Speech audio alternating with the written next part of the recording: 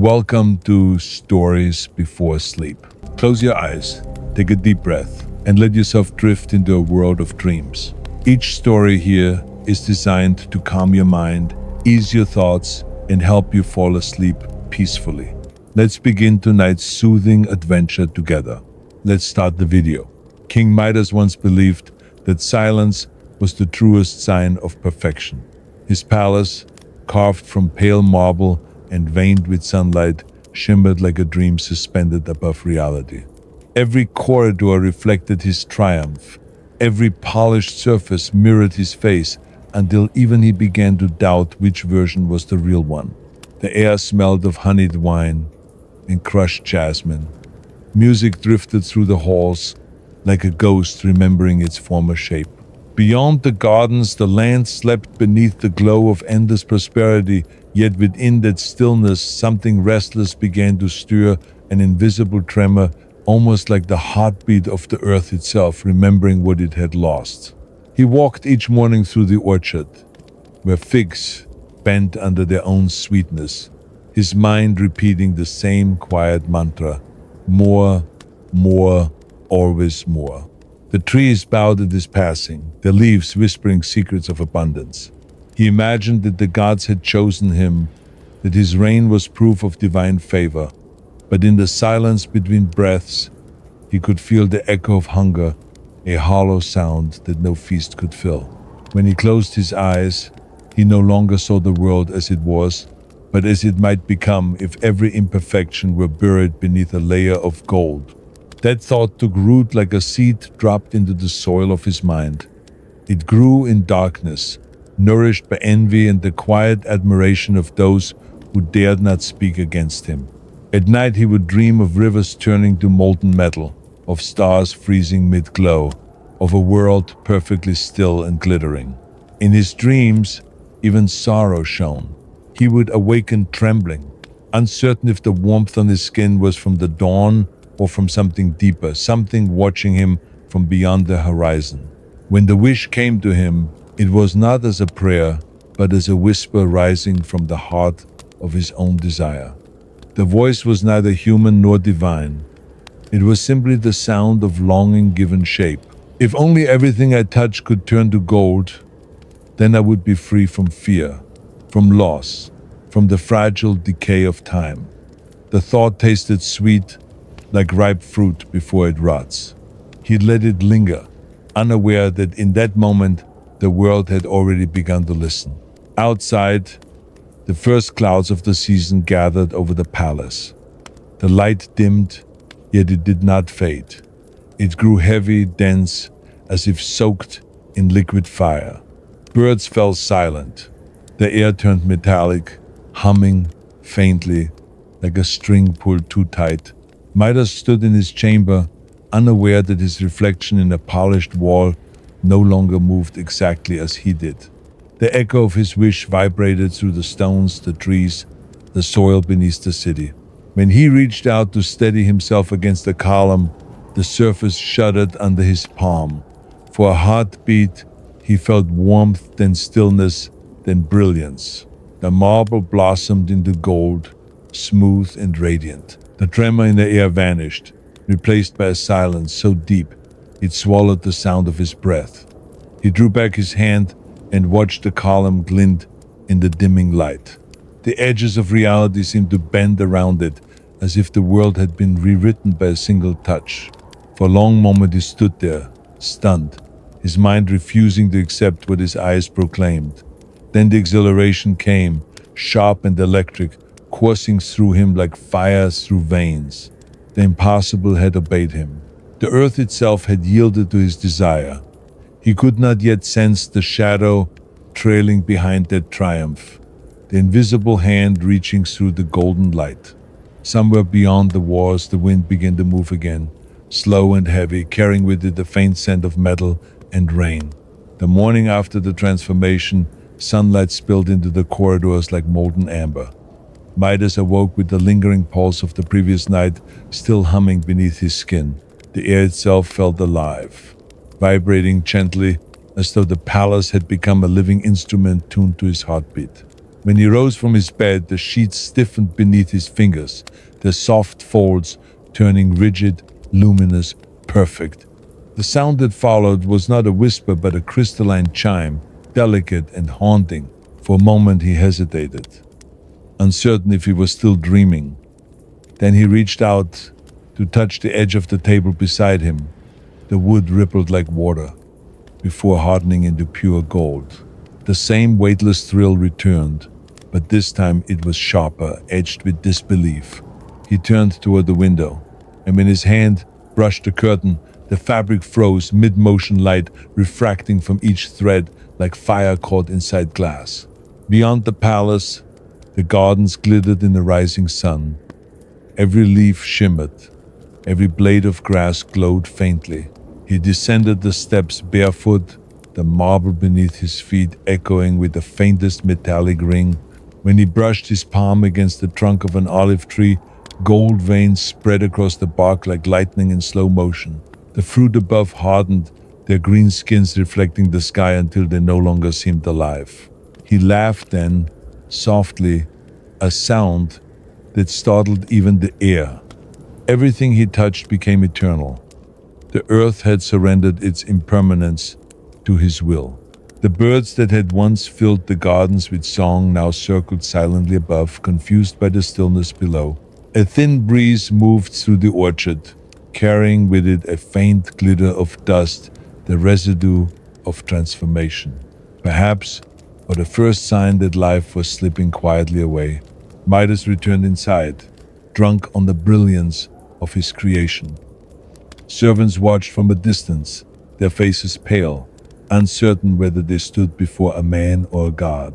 He called out to them, but his voice seemed to echo strangely, as though the walls themselves swallowed the sound. When he reached for the goblet they offered, the vessel solidified in his grasp, and the wine within turned instantly to gold.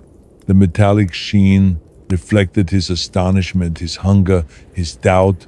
He tried again, dipping his finger into a bowl of water. The liquid froze, thick and luminous, trapping the reflection of his hand within. He lifted it to his lips, and the cold metal burned his tongue. The sweetness he expected was replaced by silence, a silence that spread through his chest like frost. Outside, the wind changed. Clouds moved in slow procession over the horizon, their shadows crawling across the golden fields. Midas felt the first flicker of unease, though he refused to name it. His servants had vanished quietly from the doorway, leaving him alone with his shining world. The palace no longer seemed to breathe. Even the air was still. He wandered through the great hall, touching each pillar, each tapestry, each forgotten relic. Every surface yielded, every color drained into gold. Yet the more he changed, the heavier the air became, as if each act of creation pressed invisible hands upon his shoulders. When he reached the statue of a forgotten god, a relic of another time, he hesitated. The face carved in stone seemed to watch him with an expression both mournful and knowing. He almost turned away, but the temptation was stronger. His fingers brushed the statue's cheek, and light flared through the chamber like a heartbeat too large for its cage. When the glow faded, the god's features had softened, transformed, erased. What had once been stone now gleamed without texture, without memory. Midas stepped back, his breath catching in the stillness. For the first time, the golden light felt cold. Somewhere deep within the palace, a single droplet of water fell, a sound impossibly distant, yet clear enough to pierce the silence. He looked toward the direction of the echo, uncertain whether it came from within the walls or from somewhere inside his own mind. He followed the sound instinctively, his steps echoing along the corridors like distant thunder. Each movement left a faint shimmer on the floor, a trace of gold dust that drifted upward before dissolving into the air. The deeper he went, the colder it became, though the walls still gleamed with the reflection of his touch. He passed through the hall of mirrors, where his image repeated endlessly in both directions, countless versions of himself, each one frozen with gesture, each one crowned by the same dull gleam. For a fleeting moment, he wondered which of them was truly alive. The noise came again, a soft, rhythmic dripping, the only pulse left in the palace that had stopped breathing. It drew him toward the underground chamber where the old well lay hidden beneath the foundations. Few had entered this place since the palace was built. The air smelled of damp stone and forgotten prayers. He descended the spiral staircase slowly, the torch in his hand flickering against the gilded walls. As he moved deeper, the flame's reflection multiplied, scattering thousands of tiny suns around him. Yet despite the light, the darkness below seemed alive, pressing closer, swallowing the edges of vision. At the base of the stairs, he found the well, its circular mouth rimmed with gold. The water inside glimmered faintly, but when he leaned closer, he saw that it did not move. It was a perfect mirror, smooth as glass, showing him not his face, but an older one, weary, hollow-eyed, and faintly luminous. He blinked and the image dissolved, leaving only stillness. He reached down, intending to test the surface, but stopped an inch above it. The air above the water felt heavy, resistant, as if it carried the weight of 1,000 unseen gazes. For the first time since the miracle began, doubt pierced through the intoxication. He withdrew his hand and looked around. Every drop of moisture on the stones had already hardened into gold beads, tiny orbs glinting in the dim light. Even the moss along the walls had turned rigid, petrified mid-growth. The well no longer breathed. The entire chamber had become a tomb of light. The torch hissed and died, smothered by the absence of air. In the darkness that followed, he could hear only his own heartbeat, slow and deliberate, echoing like footsteps behind him. He turned sharply, but there was no one there, only the faint afterglow of the gold, pulsing like a living thing. It seemed to respond to his fear, brightening as his chest tightened, dimming when he steadied his breath. He realized then that the gold was not inert. It remembered the warmth of life, the rhythm of every living thing it consumed. He climbed back toward the surface, the silence pressing on his shoulders like a cloak. The palace above awaited him, gleaming and hollow. Outside, dusk had fallen. The sky burned with a dull orange that reflected strangely off the gilded landscape. He could not tell where the sun ended and his creation began. The trees no longer moved. The fountain stood frozen in mid-splash, each droplet a tiny orb of metal. The air itself seemed thicker, slower, as though time had begun to congeal. Midas felt an ache rise within him, not regret, not yet, but the faint awareness of isolation too complete to bear. He tried to call out, but his voice cracked, absorbed by the golden surfaces. He knelt beside one of the fountains and touched the rim. The metal sank softly beneath his fingers, a sound almost human, almost pleading. He drew back quickly, heart racing.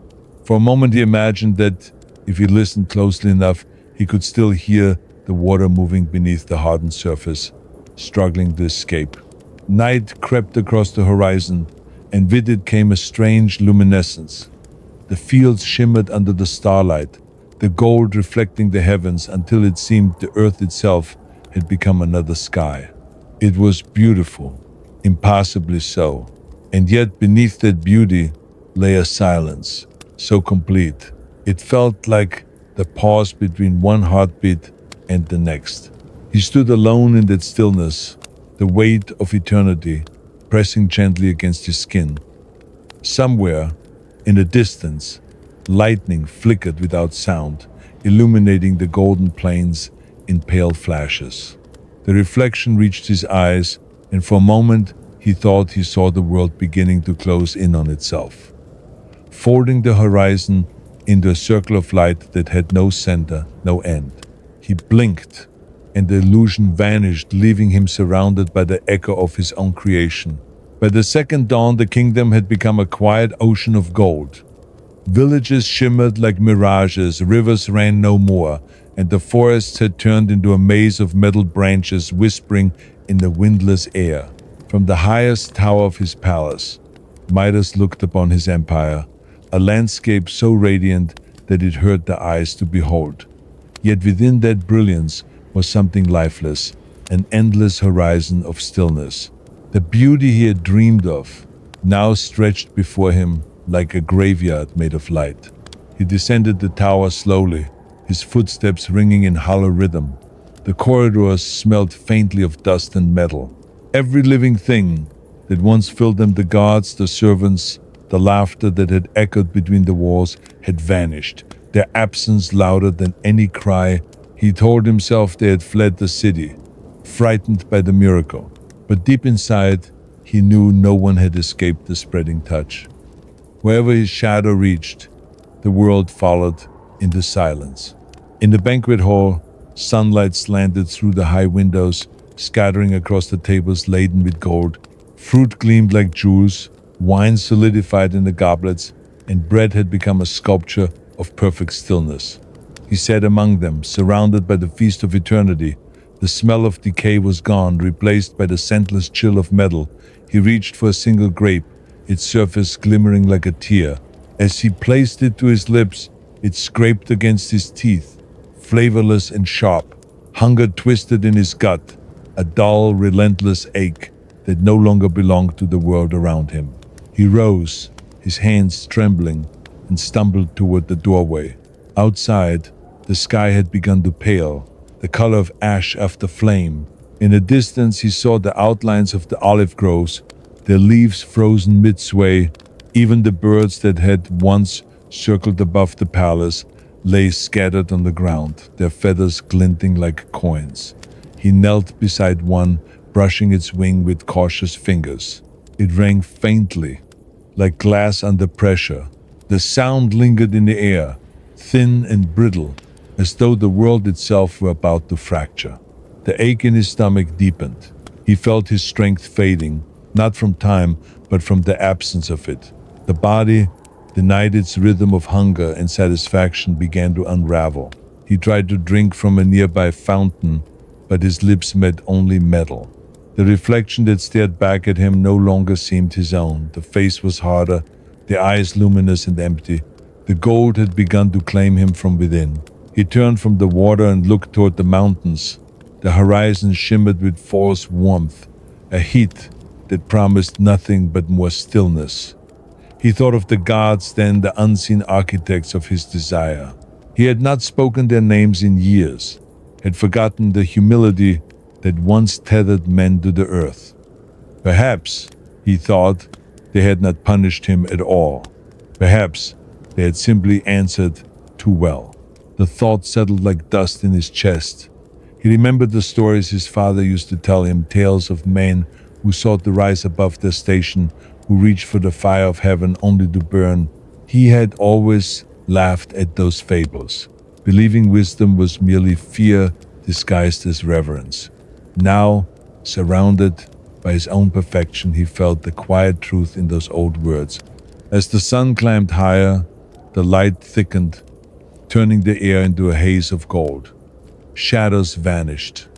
The world seemed to hover between moments, neither moving forward nor retreating.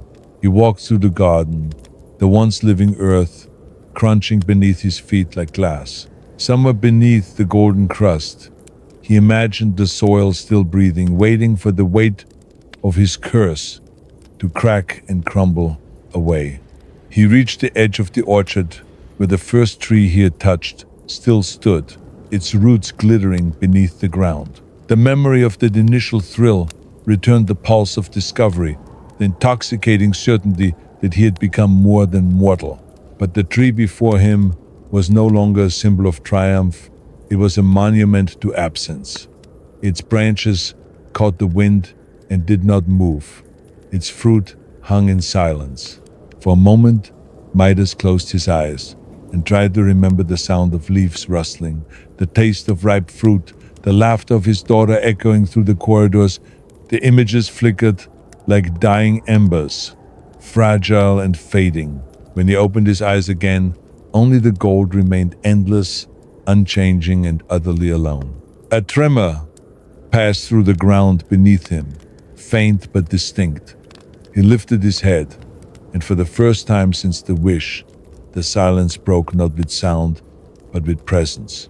The air shifted, heavy and electric, as though the gods themselves had leaned closer to listen. The tremor deepened, a low vibration threading through the air like a hidden heartbeat.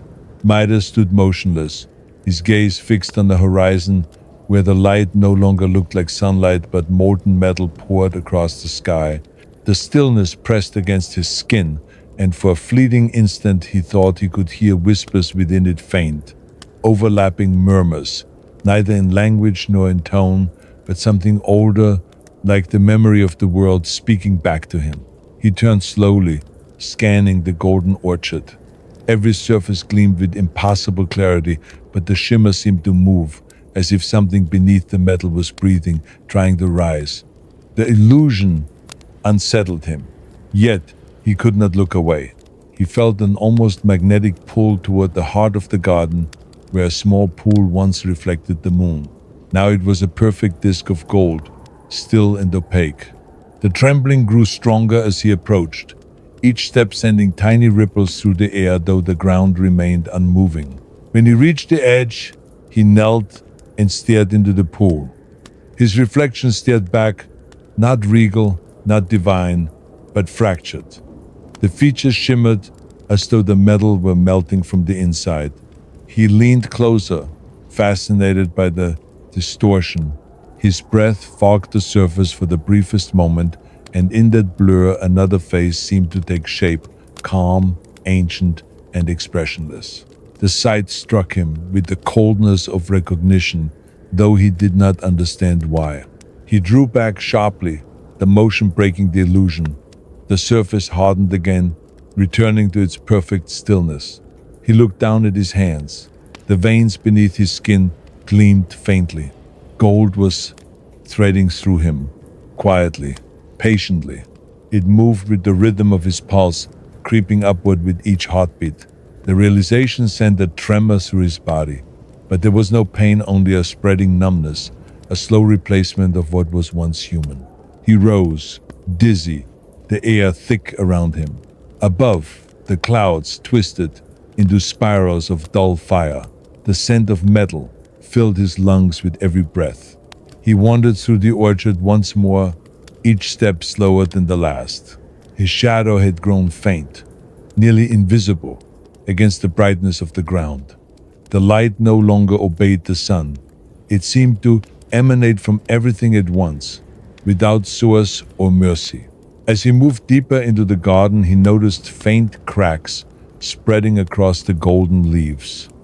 They split with delicate precision, revealing brief flashes of dark earth beneath before sealing again. The illusion of permanence was breaking down, not with noise or violence, but with quiet inevitability. The world was tiring of his touch. Even the curse, it seemed, had limits. A faint breeze stirred then, thin as a sigh. It passed through the trees and made a soft, almost human sound, a whisper of regret, perhaps a warning. Midas lifted his head and listened. The sound grew, layered and rhythmic, like distant waves against an unseen shore. It was not the voice of gods, nor the echo of his own thoughts. It was the sound of everything that had once lived, murmuring beneath the gilded surface. He knelt, pressing his ear to the ground. Beneath the thin crust of metal he heard faint movements, the shifting of soil, the memory of roots stretching. The faint, ghostly heartbeat of the earth was still there, trapped but not dead. For the first time, hope flickered in his chest, fragile and feverish. Perhaps the curse could be undone. Perhaps life still lingered beneath the weight of his desire. But as he straightened, the golden crust beneath him cracked. A fissure opened, thin as a hair at first, then widening in a slow, steady line that stretched toward the horizon. The sound was unlike anything he had heard, soft, yet immense. A sigh escaping from the world itself. Light poured from the fracture, cold and white, too pure to belong to anything mortal. He staggered back, shielding his eyes. The light pulsed once, then again, rhythmic, deliberate. The tremor returned stronger than before, making the air shiver. Midas fell to his knees, and for a moment he thought the ground would split open entirely. Yet the crack stopped just before his feet, glowing faintly like the outline of a question waiting for an answer. Then the wind died, and silence reclaimed the garden. The fissure remained, a scar of light across the earth. Midas stared at it, his reflection mirrored on both sides, one half golden, the other shadowed. He felt the pull again, deep and irresistible, urging him to reach out, to touch the divide that separated what had been from what was left. His fingers hovered above the glowing line, trembling. The air thickened, the color of dawn and molten metal mingling until it was impossible to tell where one ended and the other began. The whispering returned, quieter this time, as though holding its breath, waiting for his decision. He hesitated at the edge of the fracture, his reflection fractured by the trembling light. It seemed to breathe, exhaling warmth that carried no scent, only a strange hum that resonated in his bones. The air shimmered between his fingers as though it had been waiting for this single motion, the moment when his desire and his fear would meet. He told himself that perhaps this was mercy, that perhaps the gods had carved this scar into the earth to offer him release, but the thought faltered as quickly as it formed, dissolving under the pull of curiosity that had once begun it all. He extended his hand and let his fingertips graze the glow. The sensation was unlike anything he had known. Not heat, not cold, but the perfect absence of both. His skin seemed to unravel into light, and for an instant he felt everything, the weight of the palace, the stillness of the air, the pulse of the buried roots, the faint memory of wind over water. The world opened before him like an old wound remembering pain. Then the light swallowed him whole. He was falling. Yet there was no motion, only descent without direction. Colors bled into one another, gold, white, black, all indistinguishable, all endless. Voices brushed past him, ancient and wordless, filled with the calm indifference of time. He saw flashes of the world before his touch. The orchard alive with movement, servants laughing, a child's hand reaching toward him. Then the images dissolved into brightness. His thoughts scattered, merging with the rhythm that surrounded him, a rhythm that was not sound but memory reshaped. When he awoke, he was lying at the edge of a vast plain. The air was dim and heavy, the sky layered in gray like tarnished metal. Around him stretched a field of statues, not of stone or gold, but something between the two, surfaces that shimmered faintly as if alive. Each figure seemed caught mid-motion, a man raising his hands, a woman shielding her face, a child looking upward. He realized with quiet horror that their features were familiar. They were his people. Every subject, every servant, every passerby who had once filled his city had been captured in that final moment of transformation. He rose unsteadily, his body heavy, but not yet fully gold. The veins beneath his skin glowed faintly, a lattice of light threading through his flesh. He moved among the statues, touching none of them, though their presence pressed against his thoughts. Their silence was not emptiness but accusation. He wanted to speak, to apologize, but the words never formed. His throat carried only the metallic taste of regret. As he walked, he noticed that the statues grew smaller toward the horizon until they became mere silhouettes against the pale light. Beyond them, the land broke apart into mirror-like shards, each one reflecting a different sky. He stepped closer and saw fragments of himself in every reflection, one version kneeling in prayer, another crowned and smiling, another falling endlessly through light. He realized that the curse was not bound to the world. It had taken root inside him, multiplying through every choice he had made, every thought he refused to surrender. The ground beneath his feet shifted. A sound rose, faint at first, like distant rain, then stronger, rhythmic, insistent. It was not rain, but the clinking of metal upon metal, countless small collisions echoing across the plain. The statues began to tremble, dust shedding from their limbs like snow. Cracks split their surfaces, golden light seeping through. He stepped back as one figure shattered silently, its fragments drifting upward, weightless, dissolving before they touched the ground. One by one, the others followed, a quiet unmaking that spread across the horizon. Midas stood in the midst of it, surrounded by dissolving forms, the air filled with motes of light, spinning slowly like dust in a beam of sunlight. They rose higher, fading into the gray sky, until nothing remained. For the first time since the wish, the earth beneath him was no longer gold. Bare soil showed through the cracks, dark and damp, breathing faintly. The sight struck him with something close to joy, fragile, disbelieving joy, but it came too late. His hands had turned completely golden. The veins beneath the surface pulsed once more, then stilled. He could feel the transformation climbing his arms like cold water. He pressed his palms against the earth, desperate to draw its life into himself, to trade places with what little remained alive. The ground responded, trembling faintly, but it did not save him. Instead, the gold spread faster, racing up his shoulders, across his chest, toward his throat. He looked toward the horizon where the fissure had once been, but the light there was gone.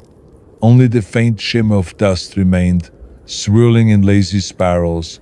He tried to call out, to speak to whatever power had listened once before, but his voice emerged as a soft chime, clear and hollow.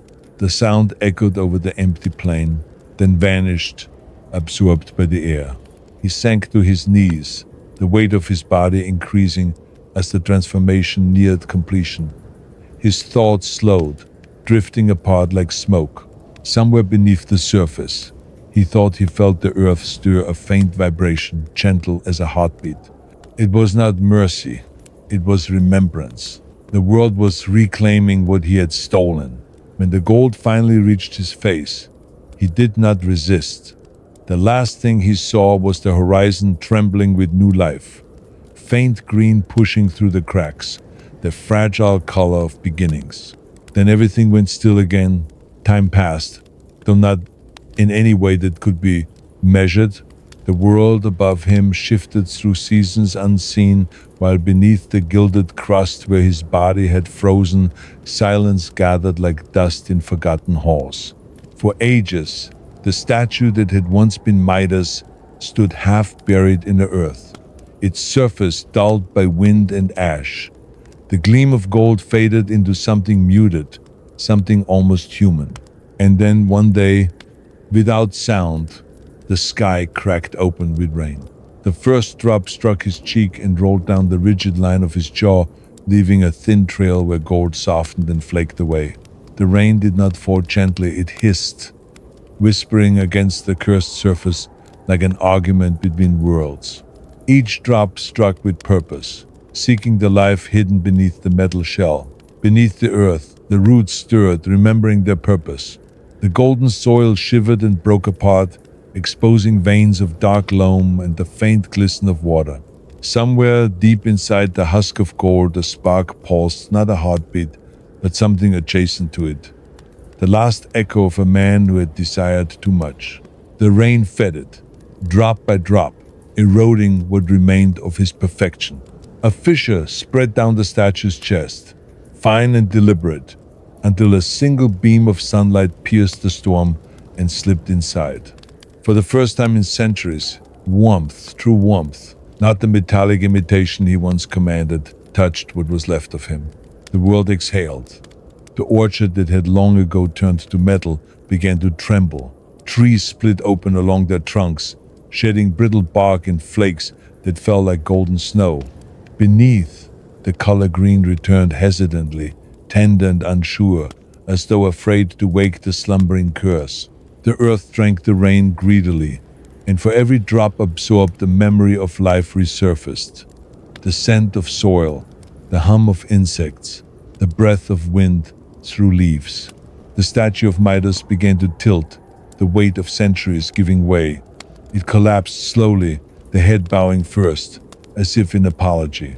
When it struck the softened earth, it shattered along the fissures the rain had carved. Within the hollow chest cavity, a dull light glowed, faint, rhythmic, uncertain. It flickered like the reflection of fire on distant water. Then, almost imperceptibly, it steadied. The rain ceased. Mist coiled over the fields, thin and luminous. The light within the broken statue continued to pulse, each beat syncing with the quiet rhythm of the reborn world. A single flower emerged beside the fallen hand, pale, fragile, its petals trembling in the new air.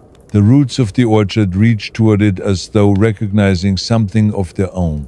The sun broke through the remaining clouds, illuminating the landscape.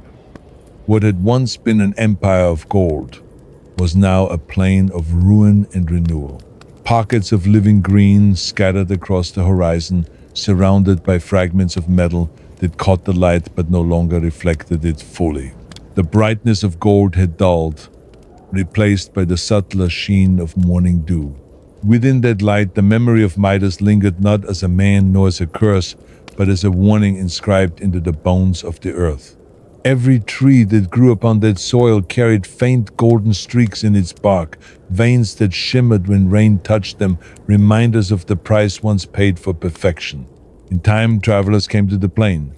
They spoke of a field that glowed faintly at dusk, where flowers smelled faintly of metal, and the wind seemed to hum with unseen voices. They built no homes there, only shrines. Offerings of bread and water were left in silence, untouched.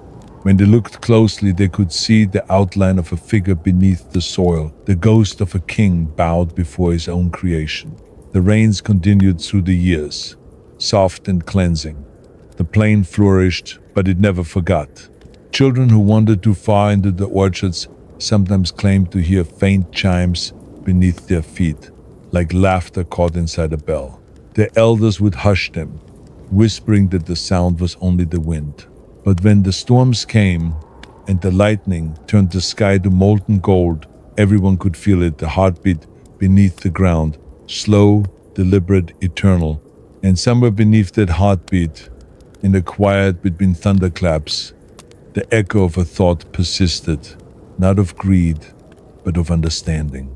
The world had forgiven the man, though it would never forget the touch that turned life into stillness. The rain fell again that night, washing the last fragments of gold into the rivers, carrying them out to sea. The water glittered briefly, then darkened, swallowing the light whole. In the morning, the fields were silent once more, save for the rustle of leaves that had finally learned to move again. The horizon gleamed faintly, not with gold, but with the promise of something purer, something living. And though no voice spoke it aloud, the world seemed to breathe one final truth into the air, that the weight of desire, once released, leaves behind not emptiness, but the fragile echo of redemption. When the plain finally stilled, an era passed into myth. The world forgot the name of the king who had turned his breath into gold, yet the earth remembered the weight of him. Beneath layers of soil and moss, his remnants became something different, neither metal nor man, but a boundary between what lives and what endures. The seasons revolved without mercy. Spring melted into summer, summer bled into the quiet decay of autumn, and still the faint gleam persisted underground like a thought refusing to fade. Birds returned to the land. They nested among the gnarled branches that had once been stone, weaving their homes with threads of gold pulled from the cracked bark. Rain pooled in shallow depressions, feeding wild grass that shimmered in strange patterns beneath the sun. From a distance, the valley seemed ordinary, but those who lingered too long at dusk could sense a hum beneath the stillness, the faint metallic murmur of something that had not fully died. It was on such an evening, centuries after the fall, that a traveler crossed the plain. She carried no banners and wore no crown, only a cloak in the color of dusk and eyes that reflected too much light. The people of nearby villages called her a wanderer, a listener of forgotten things. She followed rivers upstream, searching not for treasure, but for stories buried in the noise of the wind. When she stepped into the valley, the air shifted, heavy and deliberate, as though the land recognized her. She knelt where the soil was softest, brushing aside small stones until her hand found the smooth edge of something unnatural. A faint glow bled through the dirt, subtle as breath against glass. She uncovered more, revealing the curve of a hollow chest, the remnants of a ribcage made not of bone but of muted gold veined with green. The metal was warm beneath her fingers. She felt a pulse there, slow, ancient, uncertain. The traveler closed her eyes and listened. The hum beneath the surface grew clearer, forming not words but rhythm, a pattern of rise and fall, like the tide or the exhale of the earth. It was not a plea and not quite a warning. It was simply presence, a memory lingering too long in a world that had moved on. She whispered something into the air, a soundless phrase meant not for gods or ghosts, but for the silence itself. The ground responded with a low vibration that shivered through her bones. She stepped back, sensing that what she had awakened did not want to rise, but to be remembered. Around her, the air brightened faintly. The twilight sky caught in the grass, turning every blade into a thread of fire. She felt suddenly small, as though standing at the edge of an unseen ocean. The hum swelled, resonating with her heartbeat, until she could no longer tell which belonged to her. Then, just as abruptly, it stopped. The quiet that followed was absolute. The light faded from the grass, the glow beneath the soil dimmed. Yet something had changed. The valley no longer felt empty. It was watching, patient as sleep. The traveler lingered a moment longer, then stood and gathered her cloak. She pressed her palm to the earth once more, leaving a faint impression in the soft dirt, a mark that pulsed once before vanishing. When she turned to leave, the horizon shimmered. A single ray of sunlight caught on the broken fragments of the old statue, scattering across the plain in thin lines that looked like veins of gold tracing beneath the surface. The traveler paused, realizing that the glow formed a faint pattern, a map, perhaps, or a signature. The shape resembled a hand reaching upward, its fingers stretched toward the sky. She smiled, not from joy but recognition. The story she had followed all her life spoke of kings and gods, of men who tried to hold eternity in their grasp, but none had spoken of what happened after. Now she saw it, the earth absorbing what it could not destroy, the balance slowly rewriting itself. She whispered a final word enough, and the wind carried it across the plain, dissolving into the hum that had begun once more, softer now like the closing of an eyelid. By the time she reached the edge of the valley, night had fallen. The stars were brighter here than anywhere else, their reflections trembling faintly in the rivers below. As she looked back one last time, the plain seemed to shimmer, not with the cold light of gold, but with the subtle warmth of memory. Somewhere beneath that light, the last remnant of Midas, not his body, not his curse, but his awareness stirred once, like a dream turning in its sleep. He did not wake. He did not need to. The world had learned what he could not, that beauty unshared turns to ruin, that desire without measure becomes silence.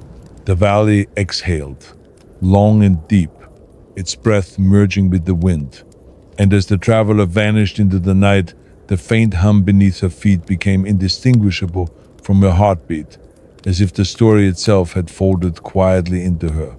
As you listen, feel your heartbeat slow down and your worries fade away.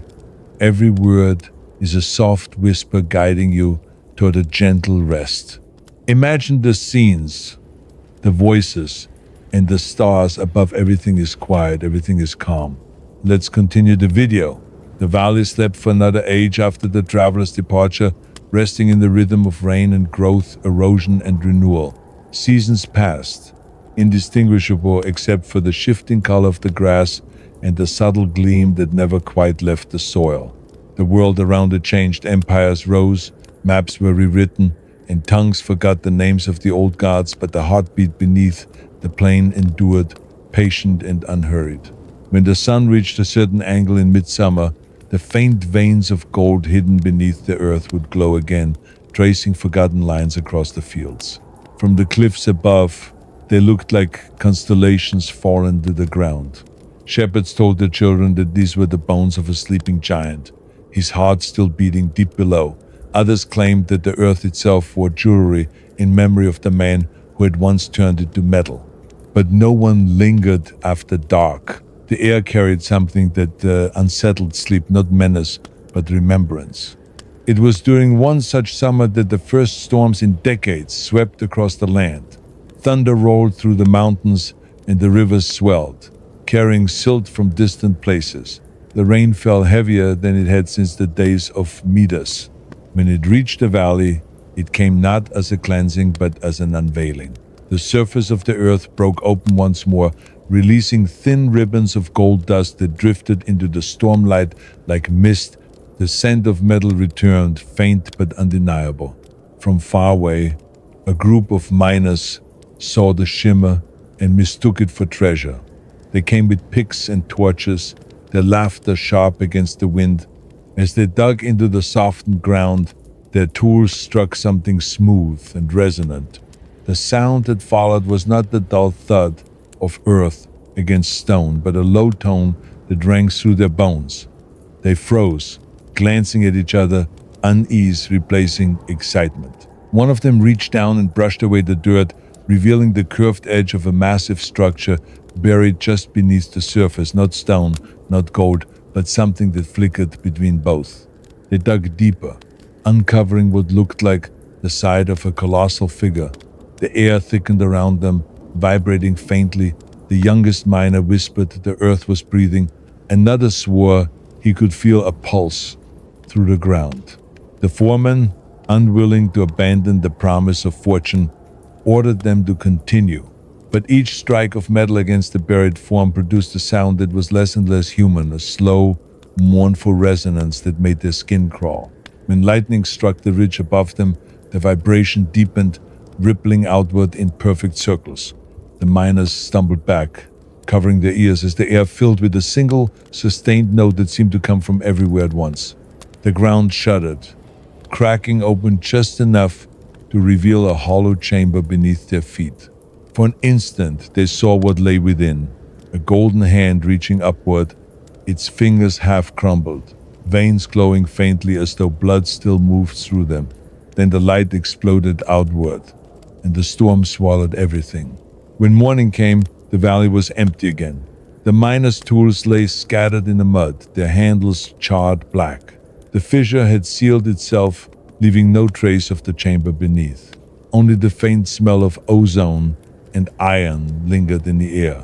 Those who came searching for the lost man found nothing but silence and a faint warmth in the soil. After that day, no one dared dig again. The valley was left to itself, its memory unbroken. Years later, scholars heard fragments of the tale and called it superstition, a miner's fever dream.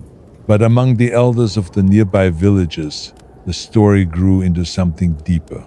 They said that each storm awakened the valley for a heartbeat, reminding the world of the thin line between blessing and curse. They spoke of the golden hand still buried below, not as a relic, but as a warning that greed does not die, it merely sleeps until called by another name. In time, pilgrims began to arrive again, not seeking treasure, but solace. They brought no offerings, only silence. Some claimed that kneeling on the soil during rainfall allowed them to hear the faint echo of their own desires, stripped of deceit. Others said the valley showed them visions, flashes of brilliance followed by shadows, as if the earth itself taught balance through memory. None stayed long.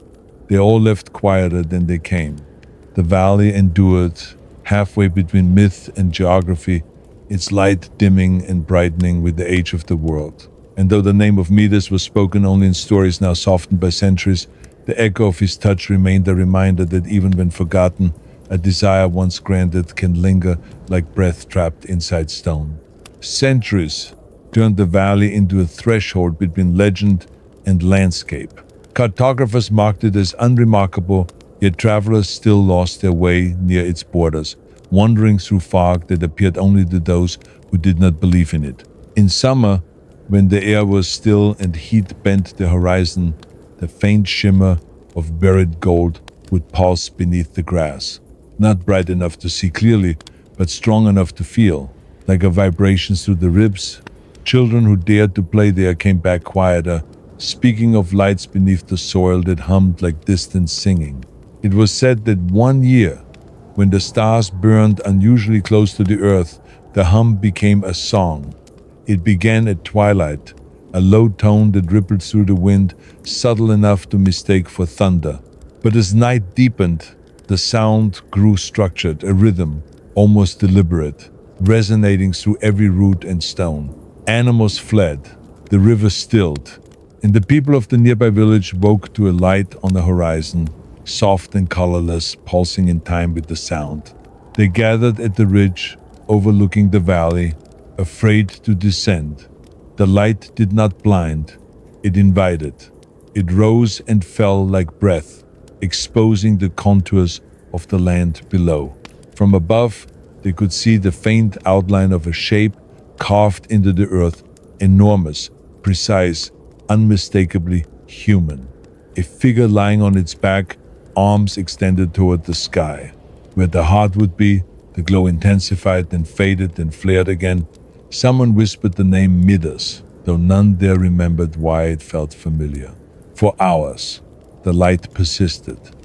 Then, just before dawn, it fractured. Thin lines spread across the valley floor, splitting the glow into threads that drifted upward like smoke. When the sun finally rose, the field appeared untouched. No sound, no shimmer, only the ordinary stillness of morning.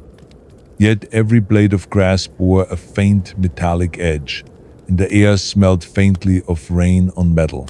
In the days that followed, strange things began to happen. Farmers found their plows gleaming, though they swore they had not touched them with polish. The river fish flashed silver beneath the surface, their scales hardening like small coins before returning to flesh. Even the birds' songs carried a resonance, a faint ringing note that made listeners uneasy. The world seemed caught between two states alive, but aware of something that waited beneath. The villagers avoided the valley, but their dreams filled with its light.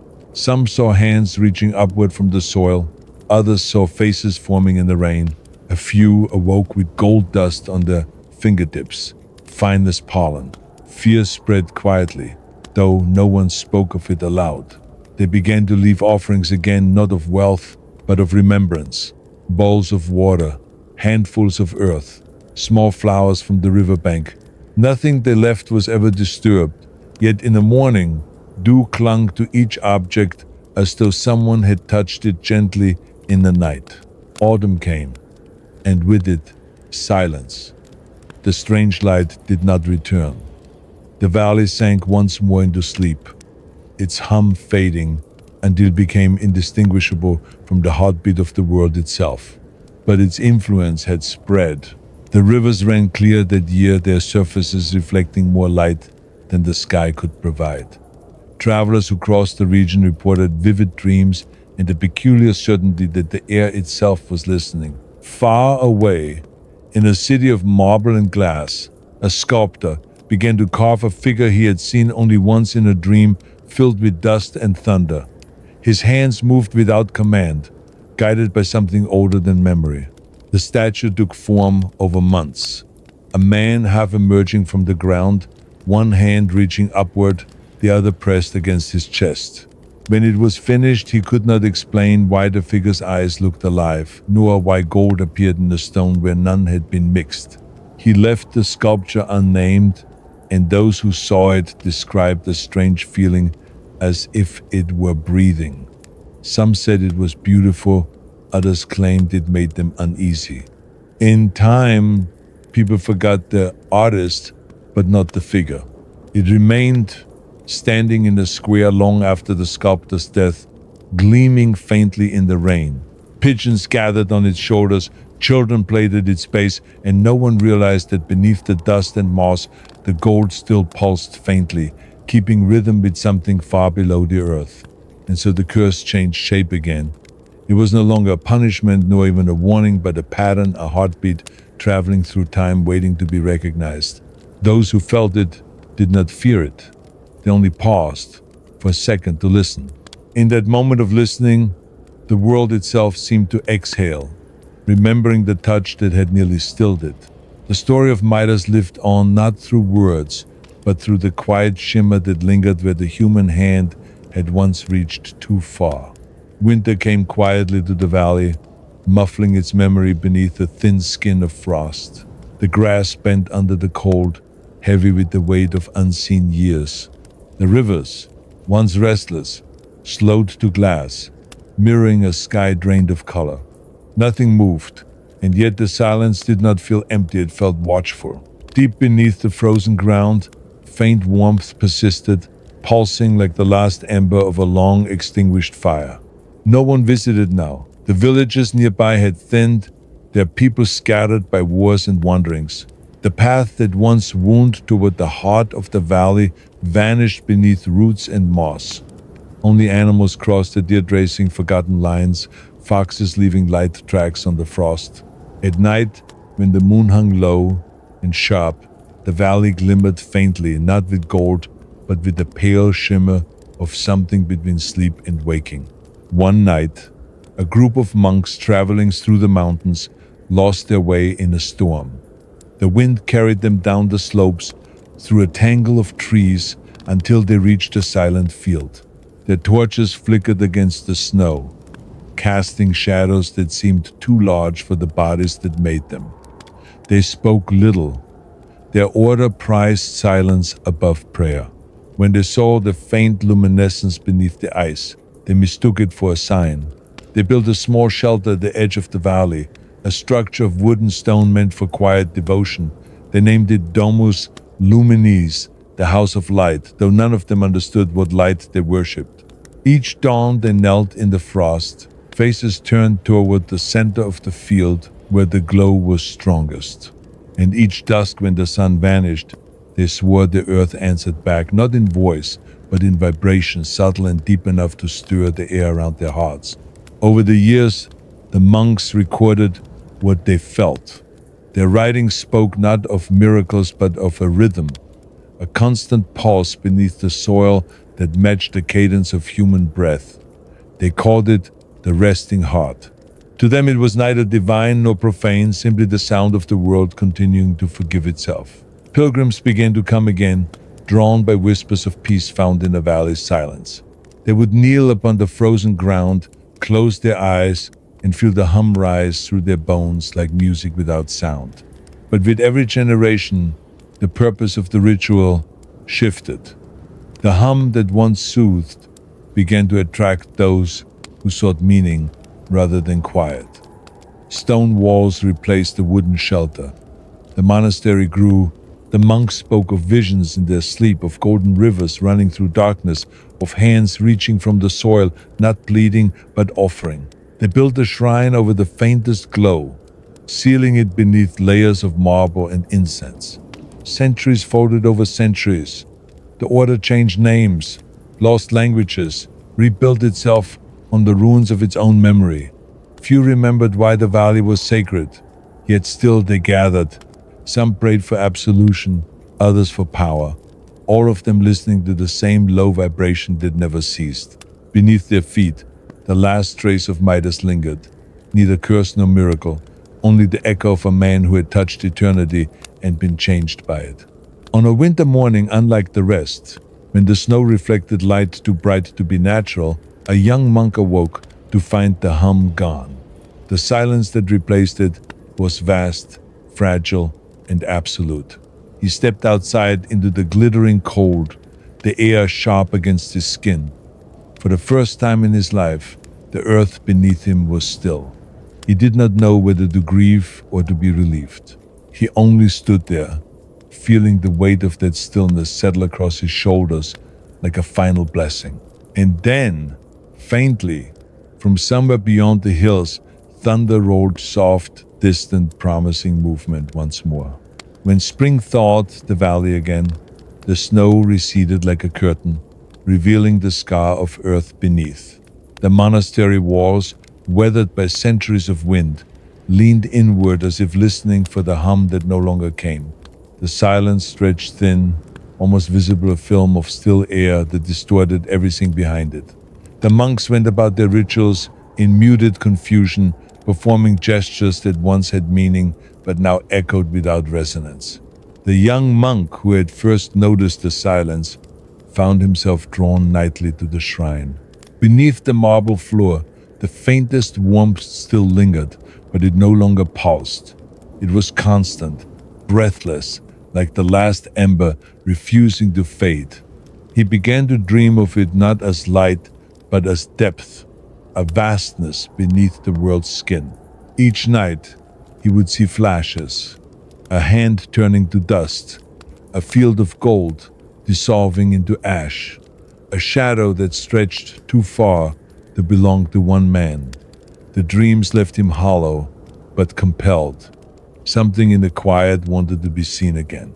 One evening, when the moon rose swollen and pale, he crept into the shrine alone. The candles burned low, the air thick with incense. He knelt on the cold floor and pressed his palm against the stone. For a moment, nothing.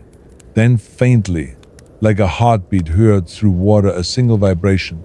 It came and went in the space of a breath, yet it was enough to undo him. Tears blurred his vision. He whispered to the dark, not in prayer, but in recognition. The vibration returned, steadier this time. It moved up through his arm, into his chest, until his own heartbeat aligned with it. His breath slowed. The stone beneath him grew warmer, softening as if alive. Cracks spread outward, hair thin but deliberate, tracing the veins of the marble. The candles flickered violently, and the shadows on the walls began to ripple like reflections in disturbed water. The monk froze, not out of fear, but awe. He understood then that what lay below was not gone. It had been waiting. The cracks deepened. Dust fell from the ceiling, catching the candlelight like drifting snow. The air filled with the faint metallic scent of rain on stone. He felt it seep into his lungs, familiar, ancient, intimate. The warmth beneath his palm intensified until it became almost unbearable. Still, he did not move. The vibration had become music now, low and endless. A chord struck at the beginning of time, still reverberating through everything living. And then, without warning, the light returned. It did not blaze, it breathed. A soft golden radiance spread from the fractures, filling the chamber with the glow of dawn trapped underground. The other monks, awakened by the tremor, rushed to the shrine. They stopped at the doorway, blinded not by brightness but by the sudden weight of presence. The young monk turned to them, his face illuminated from below, eyes wide but calm. "It's not gone," he whispered. It was only listening. The marble cracked open completely, revealing a hollow core where the glow pooled like liquid sunlight. Within it, the faint outline of a human form appeared, not solid, not ghostly, but something in between.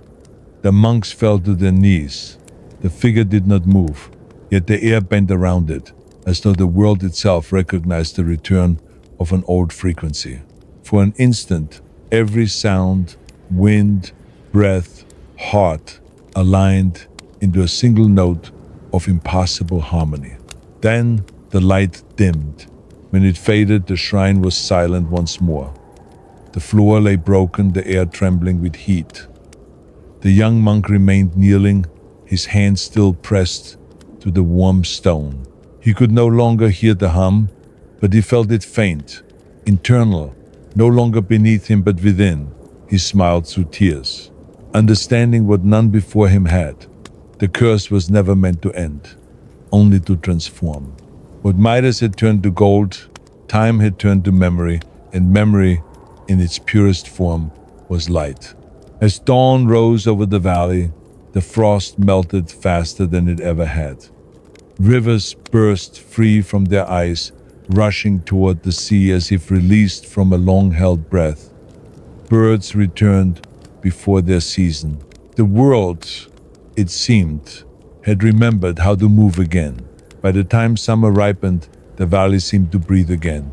What had once been a hushed plain shimmered faintly at dawn, dew scattering light in colors that did not belong to the ordinary world. The monastery stood half in ruin, yet its stones glowed as if remembering warmth. The young monk, now quiet, older in spirit than in years spent, his days beside the fractured shrine, his palms pressed to the ground where the marble had split. The hum had returned, but it was softer now, woven into the rhythm of wind and water, almost indistinguishable from life itself. Visitors came from distant lands, drawn by whispers of a valley that healed not the body but the heart. They brought nothing with them, for they had learned that offerings only echoed greed. They came to listen to the stillness, to the faint vibration that lingered beneath each footstep. At sunset, when shadows stretched long and the air turned amber, they said the valley seemed to breathe, as if the earth remembered what it had once been. The monk spoke rarely, but when he did, his words carried weight. It was never a curse, he told those who asked. It was a mirror. The world only gives back what it is shown. No one knew whom he meant, gods, men, or the buried king. Yet everyone who heard him understood in silence. One night, as stars gathered thick above the valley, the hum deepened once more. The marble fragments glowed faintly, not bright, but steady, like the pulse of something vast and forgiving. The monk smiled then, sensing that the story had come full circle, not with redemption but with rest. The valley was alive, yes, but no longer waiting. It had remembered how to dream without desire. And when the wind moved through the grass, carrying that low eternal vibration, it sounded almost like a sigh, the quiet exhale of gold turning back into light. Autumn crept gently into the valley, painting the air with the scent of rain and fading warmth.